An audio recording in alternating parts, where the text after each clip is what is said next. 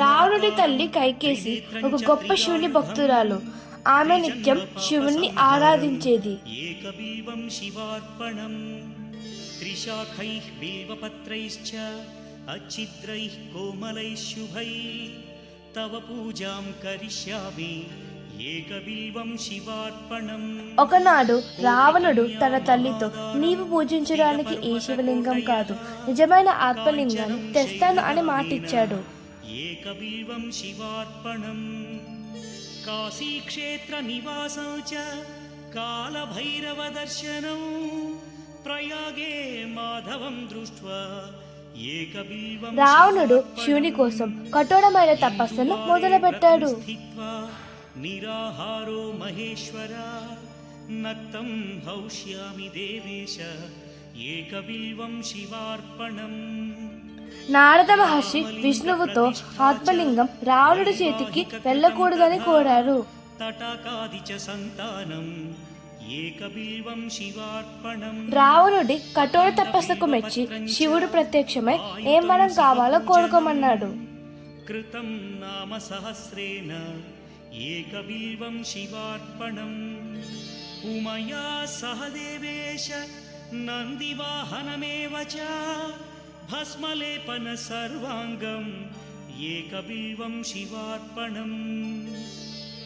సాలగ్రామేషు విప్రాణాం తటాకం దశకూపై. విష్ణుమాయ వలన రావణుడు ఆత్మలింగానికి బదులుగా పార్వతీదేవిని తనకి ఇవ్వాలని కోరుకున్నాడు. దంతికోటి సహస్రేషు అశ్వమేధ శతక్రతౌ కోటి కన్యా మహాదానం.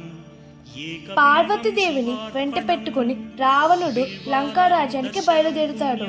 మార్గమధ్యంలో నారద మహర్షి ప్రత్యక్షమై, శివుడు నిన్ను మోసం చేసి పార్వతీదేవికి బదులుగా కాళికాదేవిని ఇచ్చాడు. అసలైన పార్వతీదేవి పాతాళ లోకంలో ఉంటుందని చెప్పాడు. పాతాళ లోకానికి వెళ్లిన రావణుడు మండోదరిని చూసి పార్వతీదేవిగా భావించి విష్ణుమాయ వలన వివాహం చేసుకున్నాడు. వివాహం తరువాత రావణుడు మండోదరితో లంకా రాజ్యానికి వెళ్తాడు. రావణుడి తల్లి ఆత్మలింగం ఏది అని అడగగా, రావణుడు తను ఏదో మాయలో పడి ఆత్మలింగానికి బదులుగా మండోదరిని పెళ్లి చేసుకున్నానని, ఈసారి ఎలా అయినా సరే నేను ఆత్మలింగాన్ని తెస్తానని చెప్పి తపస్సు చేయడానికి బయలుదేరుతాడు. ఈసారి రావణుడు ఇంకా కఠోరమైన తపస్సును మొదలు పెడతాడు. శివుడు ప్రత్యక్షం అవ్వకపోవడం వలన తన శిరస్సును ఒక్కొక్కటిగా ఖండించడం మొదలు పెడతాడు. అప్పుడు శివుడు ప్రత్యక్షం అవ్వగా ఆత్మలింగాన్ని కావాలని కోరుతాడు. శివుడు ఆత్మలింగాన్ని ఇస్తూ దీనిని లంకకు వెళ్లే వరకు నేలపై పెట్టకూడదని షరతు పెడతాడు. ఒకవేళ పెట్టినట్లయితే అది పెట్టిన స్థలంలో స్థిరంగా ఉండిపోతుందని చెప్పాడు.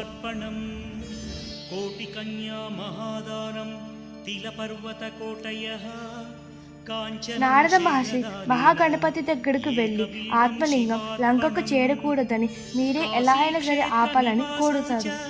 కాలభైరవ దర్శనం ప్రయాగే మాధవం దృష్ట్వా ఏకబిల్వం శివార్పణం ఇందువారే వ్రతం స్థిత్వా.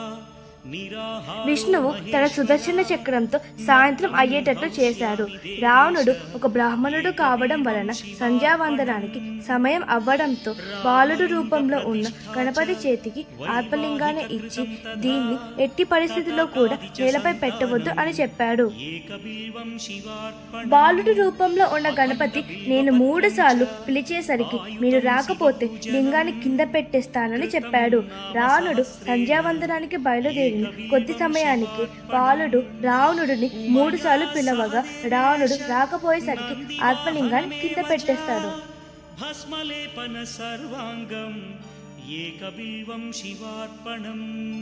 కోపానికి గురైన రావణుడు బాలుడు తలపైన ఒక మొట్టికాయ వేస్తాడు. ఈ మొట్టికాయ ముద్రను గోకర్ణలో ఉన్న మహాగణపతి ఆలయంలోని విగ్రహం పైన ఇప్పటికీ చూడవచ్చును. దంతికోటి సహస్రేషు అశ్వమేధ శతక్రతౌ కోటి కన్యా మహాదానం.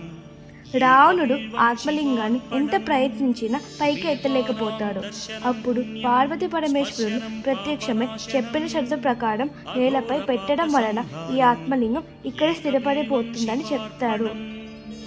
అదే మనం గోకర్ణాలో చూస్తున్న ఆత్మలింగం. బ్రహ్మస్థాపనముచ్యతే అనేక వ్రతకోటీనాం ఏకబిల్వం శివార్పణం అన్నదాన సహస్రేషు సహస్రోపనయనం తథా.